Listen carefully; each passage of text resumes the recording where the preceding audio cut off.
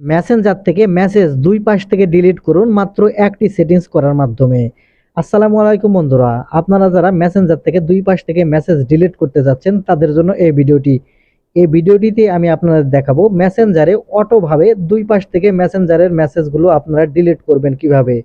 তো মূল ভিডিওতে যাওয়ার আগে ছোট্ট একটা রিকোয়েস্ট, ভিডিওটিতে একটি লাইক দিয়ে দিবেন। তো আপনারা মেসেঞ্জারে মেসেজ দুই পাশ থেকে অটো ডিলিট করার জন্য আপনারা সর্বপ্রথম মেসেঞ্জার অ্যাপ্লিকেশনটি ওপেন করে নেবেন। তাহলে মেসেঞ্জার অ্যাপ্লিকেশন ওপেন হয়ে যাবে। এখন আপনার যে বন্ধুর মেসেজটি আপনি দুই পাশ থেকে ডিলিট করতে চাচ্ছেন সে বন্ধুর আইডিটি এখান থেকে সিলেক্ট করে নেবেন। তাহলে আইডি সিলেক্ট হয়ে গেলে এখান থেকে আইডিটি ওপেন করে নেবেন। আইডি ওপেন করে নিলে আপনারা উপরের দিকে লক্ষ্য করলে দেখতে পাবেন আই বাটন।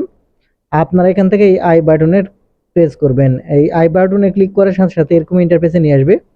এখন এখানে আসলে নিচের দিকে আসলে আপনারা দেখতে পাবেন গো টু সিক্রেট কনভারসেশন। আপনারা এখান থেকে এই গো টু সিক্রেট কনভারসেশন এই অপশনে ক্লিক করবেন।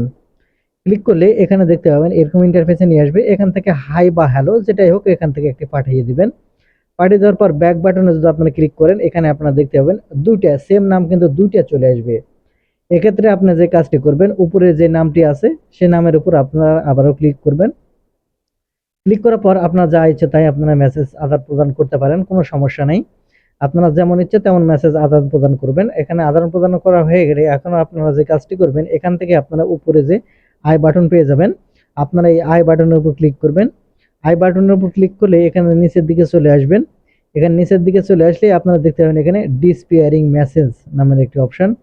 আপনারা এখন এখান থেকে ডিসপিয়ারিং মেসেজ এই অপশনে ক্লিক করবেন। এখানে দেখতে পাচ্ছেন এটা অফ করা যদি আপনার থাকে তাহলে আপনারা যে কাজটি করবেন এখানে 24 আওয়ার্স এটা দেখতে পাচ্ছেন, অর্থাৎ 24 ঘন্টা আপনারা এই বক্সে চেক মার্ক করবেন। আপনারা এই বক্সে চেক মার্ক করে দিলেই আপনারা যে কাজটি হবে এই 24 ঘন্টা পর এই অটোভাবে আপনাদের দুই পাশ থেকে মেসেজ কিন্তু ডিলিট হয়ে যাবে। এক্ষেত্রে কিন্তু সে আর স্ক্রিনশটও নিতে পারবে না, অটোভাবে আপনাদের মেসেজ কিন্তু খুব সহজে ডিলিট হয়ে যাবে। তো বন্ধুরা এই ছিল আজকের ভিডিওটি থেকে কিছু শিখে থাকলে চ্যানেলটিকে সাবস্ক্রাইব করে রাখবেন।